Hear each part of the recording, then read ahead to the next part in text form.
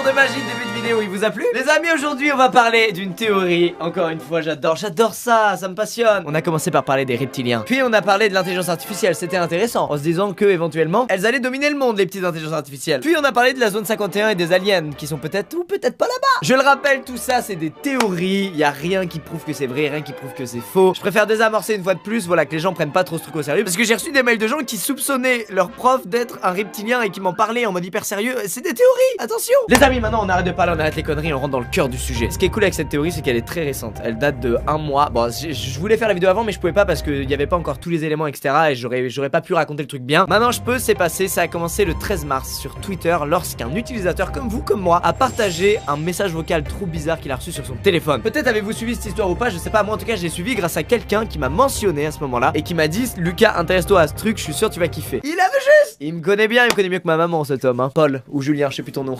Peut-être Thierry. Bref, le 13 mars, un utilisateur du nom de Tai demande de l'aide aux tweetos pour déchiffrer un message vocal trop bizarre qu'il vient de recevoir. Alors ce message vocal, qu'est-ce qu'il raconte? Eh ben écoutons-le ensemble. Sierra, Delta, Alpha, November, Golf, Echo, Romeo, Sierra, Oscar, Sierra. N'est-ce pas creepy sans déconner? Imaginez-vous recevoir ce message sur votre boîte mail. Moi j'aurais fait comme ça et j'aurais partagé sur Twitter, j'aurais dit: qu'est-ce qui se passe? Qu'est-ce qui m'arrive? Alors les tweetos sont immédiatement intéressés à son tweet. Il y a eu plus de 150 000 RT sur son tweet parce que tout le monde s'est dit: what the fuck, qu'est-ce que c'est que ce bordel? Le message utilise l'alphabet phonétique de l'OTAN, c'est ce qui est entre autres utilisé pour les communications radio parfois. C'est un truc qui est utilisé normalement surtout par l'armée ou les secours ou la police. Pour le déchiffrer c'est assez simple, en gros faut juste garder la première lettre de chaque mot et ça te donne d'autres mots. Voilà, par exemple, je sais pas moi, pour dire Squeezie, ben tu dis Sierra, Québec, uniforme, Echo, Echo, Zulu, India, Echo. Voilà, ça fait Squeezie. Ok, je vais pas vous faire travailler aujourd'hui, vous pouvez ranger les stylos et les cahiers. Tai a déchiffré le message vocal pour nous et ça donne: danger SOS, it is dire for you to evacuate because you they are not human. SOS, danger SOS. Ce qui en français nous donne: danger SOS, il est terrible pour vous d'évacuer, soyez prudents, ils ne sont pas humains. SOS, danger SOS. Je change d'opérateur tout de suite. Jusqu'à là on peut se dire: putain c'est un canular, je suis pas le seul à avoir reçu, énormément d'autres gens ont dû le recevoir, ça fait peur, mais voilà, bon, bien joué la blague. Juste là moi je trouverais ça dingue que des gens prennent le temps de mettre au point des blagues de ce genre là qui font vraiment flipper les autres quoi. C'est vraiment pas gentil du tout comme blague, c'est l'inverse d'une blague mon gars. Dans le message à la fin il y a aussi une série de chiffres.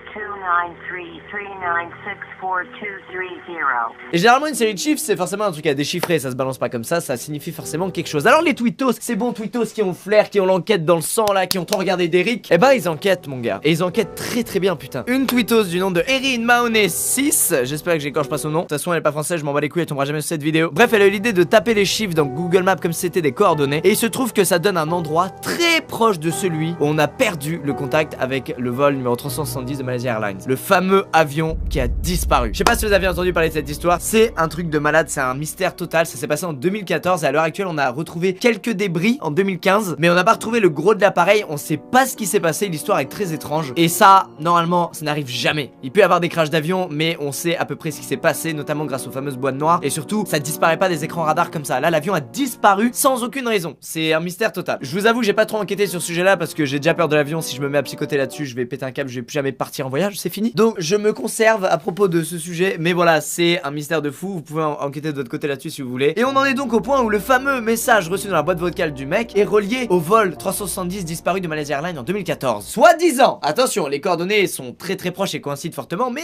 on sait pas. Il y a alors un mec du nom de Uzumaki qui se joue en débat et qui dit: mais mec, et si le message vocal que t'avais reçu, c'était tout simplement les derniers moments de la boîte noire du vol Malaysia Airlines 370 qui avait disparu?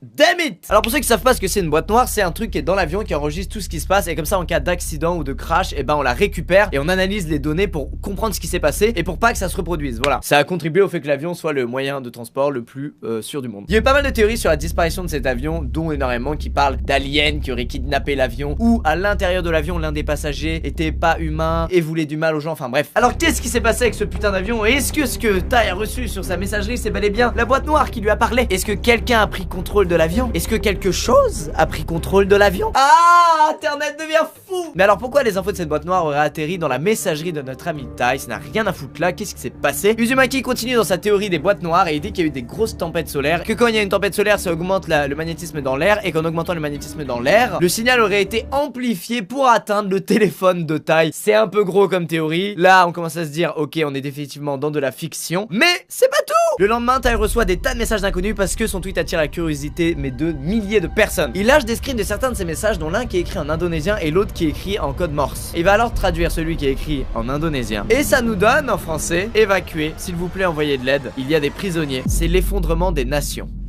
Mais je vous ai aussi dit qu'il avait reçu un message en code morse. Très connu, hein, le code morse, c'est un peu chiant à décoder, mais bon voilà, quand t'as un peu de temps tu peux. Et le message décodé nous donne They are taking over, ce qui en français nous donne ils prennent le contrôle, toujours avec une date, la date du 18 avril 2018. C'est toujours pas passé au moment où la vidéo sort.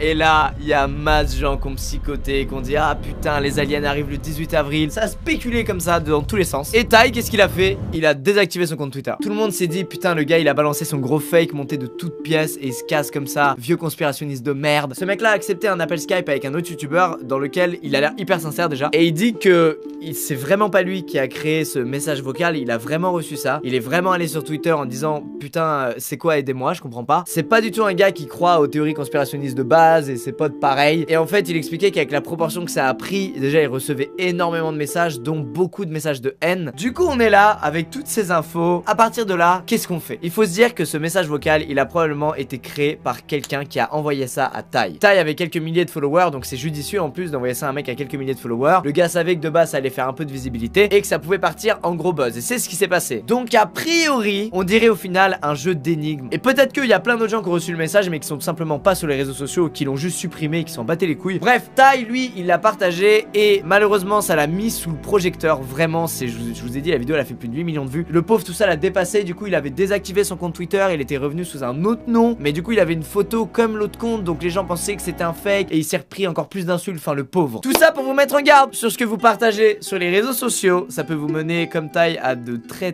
gros problèmes. Même un message vocal bizarre comme ça on se doute pas, mais ça peut vraiment vous amener à de la haine, à recevoir de la haine, et c'est putain c'est triste. Moi ce que j'en pense, je pense que tout ça c'est un gros jeu orchestré par des petits malins, mais très malins, parce que le jeu va encore plus loin. Les gens continuent à trouver des trucs, à déchiffrer des choses, et je trouve ça beau. Voilà, ça fait passer le temps aux gens, ça les rassemble. Donc c'était pas mal intentionné, mais c'était maladroit vis-à-vis de Ty qui s'en est pris plein la gueule. Après certaines personnes pensent qu'il s'agit vraiment d'un avertissement, qu'il y a vraiment eu une histoire d'alien dans le vol 370 de Malaysia Airlines, que Ty n'aurait jamais dû recevoir ça sur sa messagerie vocale, que c'est un truc qui est confidentiel. Alors croyez ce que vous voulez dans l'histoire. Moi j'avoue, je pense que c'est juste un jeu que des gens ont mis au point, et je trouve ça tout aussi génial. À vous de vous faire votre avis sur cette histoire, mais voilà, je voulais vous en parler parce que j'ai suivi le truc et je trouvais ça génial quand tout le monde cherche des preuves à déchiffrer les trucs, tout le monde se rassemble autour de quelque chose, et je sais pas, ça m'a vraiment fait plaisir de voir ça. Ou alors les aliens arrivent le 18 avril prochain pour nous exploser la gueule.